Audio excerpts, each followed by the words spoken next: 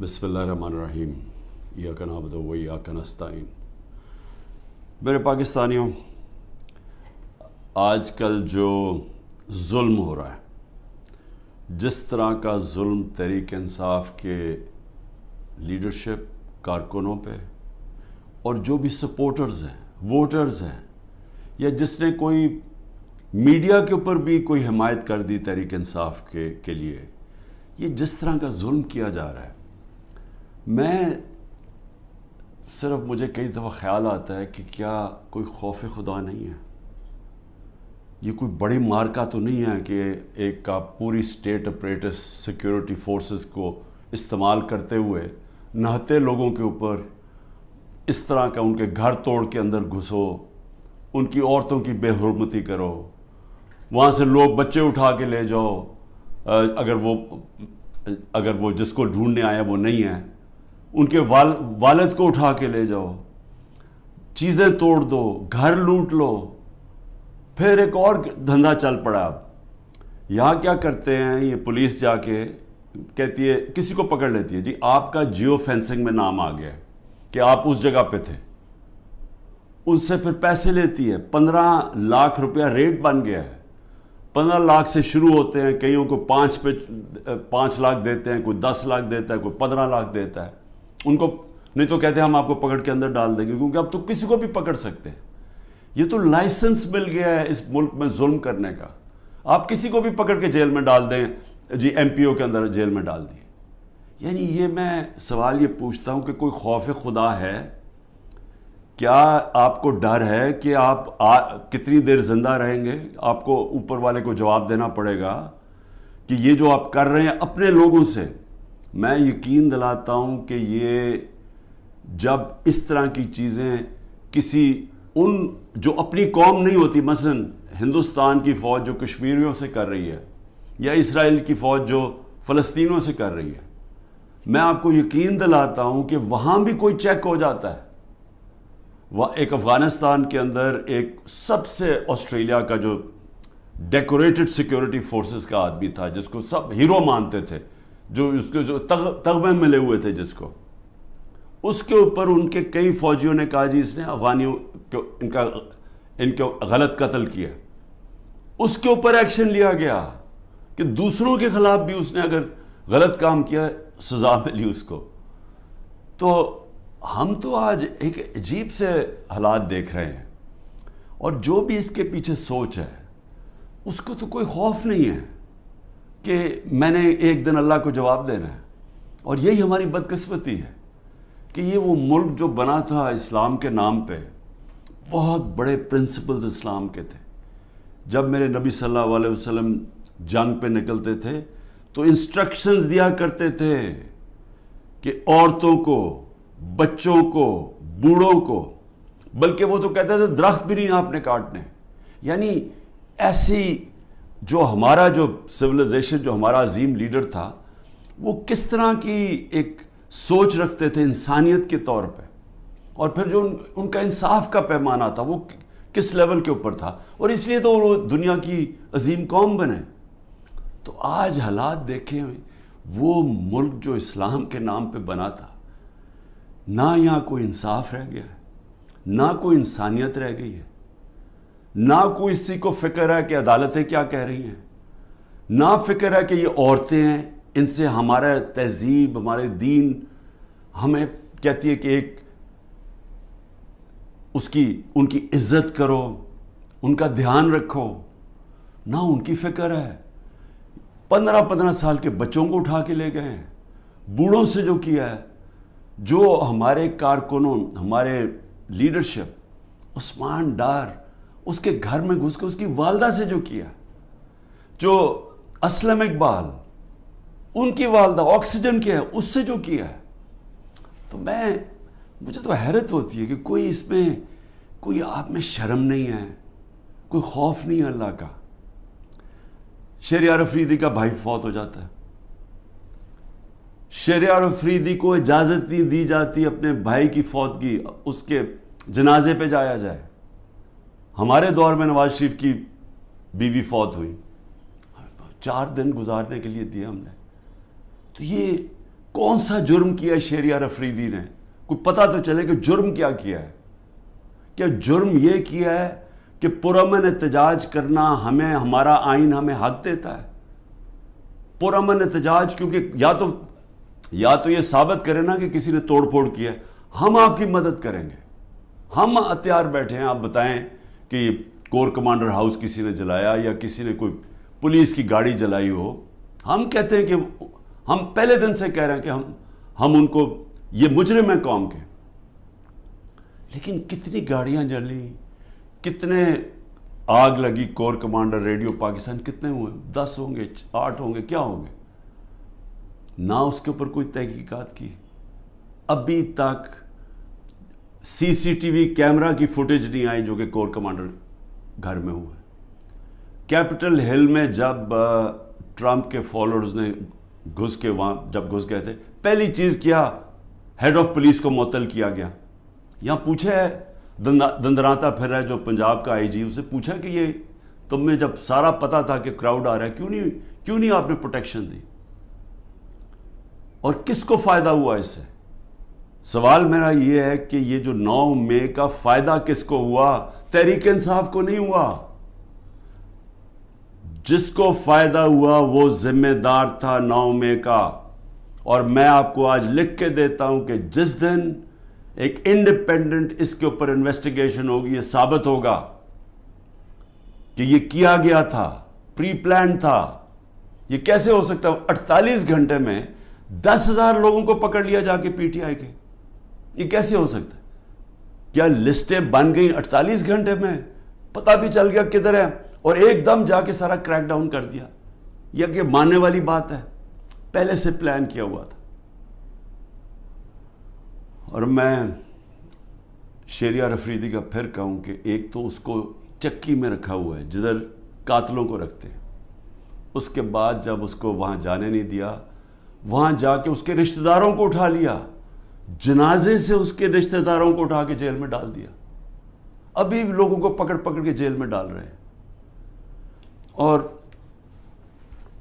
سب سے جو افسوسناک بات یہ ہے کہ جس طرح لوگوں کو جیلوں میں رکھا ہوا ہے، جن کنڈیشنز میں لوگوں کو جیلوں میں رکھا ہوا ہے، جس طرح کے شہریار افریدی، ان کو منسٹر رہ چکے ہیں، ان کو کلاس بی یا جو بھی جیل ہوتا ہے اس کے اندر فیسلٹیز دی جاتی ہیں. ذرا دیکھیں یہ نواز شریف وغیرہ اور یہ مریم یہ کیسے رہتے تھے جیلوں میں، شہباز شریف کیسے رہتا تھا. اربوں روپے کی چوری کی ہوئی ہے، انہوں نے کنوکٹ ہو گئے ہیں. پینما کے اندر انکشاف ہوا کہ یہ مہنگے ان کے اربوں روپے کی اپارٹمنٹس، یہ یہاں سے پیسہ چوری ہو کے گیا کیونکہ ان کے پاس تو کوئی منی ٹریل نہیں تھی. تو رہن سہن ان کا دیکھیں، ان کی کیا غلطی ہے؟ کیا یہ غلطی ہے کہ کہیں تحریک انصاف اقتدار میں نہ آ جائے اس لیے اس کو کرش کریں؟ جو بھی تحریک انصاف میں اس کو کرش کیا جائے. اور جو ہمارے لوگ سینئر لوگ کے میں ڈاکٹر یاسمین 75 سال کی ہیں، ان سے ابھی اس گرمی کے اندر جیل میں رکھا ہوا ہے. واضح کہہ رہی ہیں کہ اندر نہ جاؤ، ان کی ویڈیو میں بیٹھی کہہ رہی ہیں کہ ایک کور کمانڈر گھر میں نہ جاؤ، ان کو جیل میں رکھا ہوا ہے. میاں محمود، اس کو تشدد کیا اس کے اوپر، اس نے عدالت میں جا کے کہا کہ مجھے نامعلوم افراد نے میرے اوپر تشدد کیا. اعجاز چودھری، اس کے اوپر تشدد کیا. تو یہ سارے جو ہمارے لوگوں کو اندر ڈالے ہوئے، علی محمد وہ ایک نکلتا ہے پھر جیل میں ڈال دیتے ہیں. بس صرف ایک کہہ رہے ہیں جادو کا لفظ کہ جی میں پی ٹی آئی چھوڑ رہا ہوں تو ان کے اوپر سب کچھ معاف ہو جاتا ہے، سارے قتل معاف ہیں، دہشت گردی سب کچھ معاف ہے. تو یہ ایسا تو اس طرح کا تو انصاف نام کی چیز ہی ختم ہو گئی ہے. یہ نظام جو چل رہا ہے، کیا اس سے یہ آپ حاصل کر لیں گے یہ جو کرنے جا رہے ہیں کہ کسی طرح تحریک انصاف کرش ہو جائے گی؟ میں آپ کے سامنے آج بیٹھ کے میں یہ دعویٰ کرتا ہوں، آپ جو مرضی کر لیں آپ تحریک انصاف کو نہیں روک سکتے. جتنا مرضی ظلم کریں گے تحریک انصاف کا ووٹ بینک بڑھتا جا رہا ہے. یہ لوگ بھیڑ بکریاں نہیں ہیں. انسانوں میں اور جانوروں میں فرق ہوتا ہے. انسانوں میں جب شعور آ جائے، وہ جو انگلش میں فریز ہے an idea whose time has come، جب ایک دل میں اور دماغ میں ایک سوچ جب آ جاتی ہے انسانوں کی آزادی کی، کوئی طاقت اس کو نہیں روک سکتی. تو میری یہ جو کیا جا رہا ہے، یہ جو ظلم ہے، نفرتیں بڑھ رہی ہیں، اداروں کے خلاف نفرتیں بڑھ رہی ہیں، یہ ہمارے ملک کی تباہی ہے، یہ دشمنوں کا فائدہ ہے. تو میں 2-3 چیزیں اور کہنا چاہتا ہوں ختم کرنے سے پہلے، کہ میرے اوپر 150 کیسز سے زیادہ کر دیے، میرے اور لوگوں کے اوپر بھی کیسز ہیں، میرے پہ 150 سے زیادہ کر دیے. اور جس طرح کے کیسز ہو رہے ہیں، دنیا میں مذاق اڑ رہا ہے پاکستان کا. کوئٹہ میں قتل ہوتا ہے، مجھے پتہ بھی نہیں، وہ اس کیس کا بھی مجھے نہیں پتہ. وہ جو کیس میرے جو وکیل ہیں وہ مجھے کہتے ہیں کہ وہ کیس کی کوئی حیثیت ہی نہیں ہے.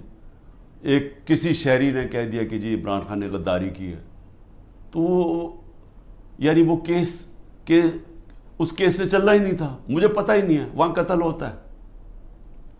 4 گھنٹے کے بعد لا منسٹر میرا نام لے لیتا ہے کہ میں نے قتل کیا، اور میرے اوپر اس کے بعد 40 گھنٹے کے بعد وہ بیٹے کو پولیس میں رکھتی ہے، اور وہ بیٹا کہتا تھا جی عمران خان نے قتل کیا. 302 ہو جاتی ہے. اب یہ سوچیں کہ میرے اوپر جب قاتلانہ حملہ ہوتا ہے، میں تو کیس نہیں میری تو FIR نہیں کٹتی. مجھے کئی جگہ ابھی JIT میں مجھے کہتے جی ثبوت دو. بھئی انہوں نے ثبوت دیے تھے کیا؟ یہ جو میرے اوپر 302 ہوا ہے اس کے اوپر ثبوت دیا تھا کوئٹہ میں کہ میں اس میں ملوث ہوں؟ جب ضلع شاہ کا جب قتل ہوا تو میرے اوپر ڈال دیا 302 پھر سے. کیا ثبوت ڈھونڈے تھے کہ کیوں میرے اوپر 302 ڈالا؟ اور اس کے بعد جب پتہ چلا اس کے اوپر تشدد ہوا ہے ضلع شاہ کے اوپر، جب 26 جگہ اس کے اوپر تشدد پوسٹ مارٹم میں نظر آیا، تو پھر چینج کر کے کہتے نہیں جی عمران خان کو انفارمیشن پتہ تھی، وہ کوئی اور کیس میرے اوپر اس کا ضلع شاہ کا ڈال دیا. تو اس کا جو کیس ہے یہ جو کوئٹہ میں، اور مجھے افسوس ہے کہ ایک وکیل قتل ہوا، لیکن وہ کیس کے اندر وہ بیٹے نے پھر دوسری گواہی دے دی ہے کہ اس نے کوئی نام بھی دے دیا کہ وہ لوگ جو ہیں جو وہ سمجھتا ہے سپلیمنٹری میں کہ انہوں نے قتل کیا ہوگا. اس کی بیوی کی وہ ویڈیو چل رہی ہے، اس نے کہا میرے دیور نے قتل کروایا ہے. سارے کوئٹہ کو پتا کہ خاندانی دشمنی تھی. اور پھر یہ ذرا یہ بھی سن لیں، کہا جی میری بہن نے 6 ارب روپے کی زمین خریدی ہے، اور وہ تحریک انصاف کے جب میں پرائم منسٹر تھا اور بزدار چیف منسٹر تھا. ڈیٹ ڈالی نومبر کی، نومبر یا 20 تاریخ کی جی وہ زمین انہوں نے خریدی ہے. اور یہ جو چٹھا جس کو خاص لے کے آئے ہیں، یہ انکاؤنٹر اسپیشلسٹ تھا، شہباز شریف کے حکم کے اوپر یہ لوگوں کو قتل کرتا تھا، اس کی یہ ریپوٹیشن ہے. شہباز شریف ہر مجرم ٹائپ لوگوں کو اپنے ساتھ رکھتا ہے، کیونکہ جو مجرم ہیں وہ پھر جو یہ کہتا کرتے ہیں، کیونکہ ان کو پتہ ہے کہ اس کے بغیر ان کو کوئی پوزیشن نہیں ملی. تو اس کو لے کے آیا اینٹی کرپشن میں. اب وہ کیس کیا بناتا ہے کہ جب عمران خان وزیر اعظم تھا تو میری بہن نے 6 ارب روپے کی زمین خریدی، اور وہ کوئی زبردستی لوگوں سے خریدی، یا وہ کوئی گورنمنٹ کی زمین تھی. اب یہ سنیں، نقل میں بھی عقل چاہیے. وہ جو میری بہن نے چیکس دیے تھے، یعنی وہ چیک کیش پیمنٹ نہیں کی تھی، وہ بینک کے ذریعے چیک دیے تھے، بینک ڈرافٹ تھی، اور وہ سارا ریکارڈ بینکس میں اویلیبل ہے. ان کے پاس ثبوت ہے کہ انہوں نے کب دیا تھا. چیک کب دیے تھے؟ چیک دیے تھے مئی اور جون 2022 میں، جب میری حکومت نہیں تھی، حمزہ شریف کی حکومت تھی. انہوں نے پٹواریوں سے تو چینج کروا دیا، لیکن اب وہ بینک ریکارڈ کیسے چینج ہوگا؟ پٹواریوں سے تو کہا نومبر میں چینج کروا کے، کیونکہ یہ شریف خاندان نے تو ساری زندگی 2 نمبری کی ہے، ان سے ایمانداری سے کوئی چیز ہوئی نہیں آج تک. تو لیکن ہیں کیونکہ ڈفر ہیں، انہوں نے یہ نہیں ریئلائز کیا کہ چلیں وہ تو آپ نے پٹواری سے چینج کروا دیا نومبر کا، لیکن جو چیک ہے وہ جو بینک کے اندر جو جب چیک سے پیمنٹ ہوتی ہے وہ تو آ گئی مئی اور جون 2022 کی. اس کے اوپر بھی کیس کروں گا میں. یہ جو کرپٹ آدمی یہ لے کے آئے ہیں، یہ جو انکاؤنٹر اسپیشلسٹ چٹھا، میری بہن بھی کرے گی، لیکن میں صرف پبلک کے سامنے کہنا چاہتا ہوں کہ کتنے نیچے گر چکے ہیں کہ کسی نہ کسی طرح عمران خان کو کسی کیس میں پکڑ کے جیل میں ڈال دیں۔ یہ جو ملٹری کورٹس کھولے ہیں، اس کا بھی صرف ایک ہی مقصد ہے کہ کیونکہ عام ان عدالتوں میں، کسی بھی عدالتوں کے اندر کوئی بھی کیس نہیں کھڑا ہوتا، کیونکہ وہ کیس ہے ہی کچھ نہیں، بوگس کیسز ہیں۔ اب یہ فوجی عدالتوں کے ذریعے عمران خان کو سزا دلوائیں گے۔ کیا ہوگا اس سے؟ میں تو تیار ہوں، میں تو ہر چیز کے لیے تیار بیٹھا ہوں، ہر جگہ ہر دوسرے دن عدالتوں میں پھر رہا ہوں، جا رہا ہوں۔ کوئی یہ نہ مجھے کہے کہ میں یہ جو ان دو بڑے ڈاکوؤں کی طرح دم دبا کے باہر بھاگ جاؤں، کیونکہ ان کو کرپشن اتنی انہوں نے کی ہوئی، ہمیشہ یہ باہر بھاگ جاتے ہیں، وہاں سے پھر این آر او لے کے ڈیل کر کے پھر واپس آ جاتے ہیں۔ میں یہی ساری کیسز لڑوں گا، اور میں ملٹری کورٹ میں بھی لے کے جائیں وہاں بھی کیس لڑوں گا، لیکن یہ یاد رکھیں کہ مجھے ایک آدمی کو باہر رکھنے کے لیے جو آپ نقصان پہنچا رہے ہیں پاکستان کو، سارے پاکستان کی عدلیہ کے نظام کو، جو پاکستان کی ڈیموکریسی ہے، جو پاکستان کے ادارے تباہ کیے جا رہے ہیں، یہ جو جھوٹے کیسز بنائے رہے جا رہے ہیں۔ سوچیں کہ یہ جب آپ پولیس کو اس طرح کام کروائیں گے پولیس سے، تو وہ اپنے بھی کام کریں گے۔ جس طرح میں نے ابھی کہا کہ ہر جگہ پیسہ بنا رہے ہیں آپ، کہ جی جیو فینسنگ میں آپ کا نام آ گیا، اتنے پیسے دے جی، نہیں تو ہم وہ جو 3 MP اس کے اندر پکڑ کے آپ کو جیل میں ڈال دیں گے۔ تو سارے ادارے، سارا ملک کا نظام تباہ کیا جا رہا ہے۔ معاشی حالات وہ دیکھ لیں، ملک معاشی طور پہ بیٹھ چکا ہے، آگے کوئی امید بھی نہیں نظر آ رہی۔ یہ جو بجٹ پیش کیا، دنیا مذاق اڑا رہی ہے، پیسہ کدھر سے آئے گا ان کو یہ نہیں پتا۔ اور صرف جب ایک obsession ہو کہ صرف ایک آدمی نے نہیں آنا، اور کوئی فکر نہیں ہے کہ ملک کے سارے ادارے تباہ ہو، اخلاقیات تباہ ہو، ہمارا جو پولیس کا نظام تباہ ہو، اور صرف کوئی بھی تحریک انصاف کا بس یہ کہہ دے لیڈر کہ میں جی پارٹی چھوڑ رہا ہوں، تو اس کے اوپر قتل بھی معاف ہو جاتا ہے، سارے کیسز معاف ہو جاتے ہیں۔ کیا اس طرح کوئی ملک چل سکتا ہے؟ کیا ایسے ملکوں کو بنانا ریپبلک نہیں کہتے ہیں؟ میں اس لیے آخر میں کہتا ہوں، اب دیکھیں، میں اس لیے بات چیت کی بات کر رہا ہوں، اپنے ملک کا مجھے فکر پڑی ہوئی ہے۔ یہ ملک ادھر جا رہا ہے جدھر کوئی سنبھال نہیں سکے گا۔ میں اس لیے یہ کہہ رہا ہوں کہ ابھی بھی ٹائم ہے بات چیت کرنے کا، اور بات چیت کرنے کا یہ پی ڈی ایم کے لوگوں سے کوئی فائدہ نہیں ہے، کیونکہ ان کے ہاتھ میں کچھ نہیں ہے۔ یہ تو ڈرے ہوئے ہیں کہ سارا وقت جی عمران خان کو ملٹری کورٹ میں، سوچیں کہ ڈیموکریٹس بھی کہتے ہیں کہ جی کسی کو ملٹری کورٹ میں ٹرائی کریں، کیونکہ اتنے ڈرے ہوئے ہیں الیکشن سے، ان کو پتہ ہے الیکشن میں ان سے کیا ہونا ہے۔ تو میں صرف اسٹیبلشمنٹ، آرمی چیف سے بات کرنا چاہتا ہوں کہ ابھی بھی ٹائم ہے، یہ کورس کریکشن کریں۔ یہ ملک جس طرف جا رہا ہے، یہ آپ بھی نہیں، کوئی نہیں کنٹرول کر سکے گا۔ یہ غلط فہمی ہے کسی کو کہ ایک اسٹیبلشمنٹ ملک کو اکٹھا رکھ سکتی، نہیں رکھ سکتی۔ ملک کو ایک ڈیموکریٹک پارٹی جس پبلک کے اندر روٹس ہوں، وہی ملک کو اکٹھا رکھ سکتی ہے، اور پھر ہاں دشمنوں سے پروٹیکٹ کر سکتی ہے ہماری پاکستان کی فوج۔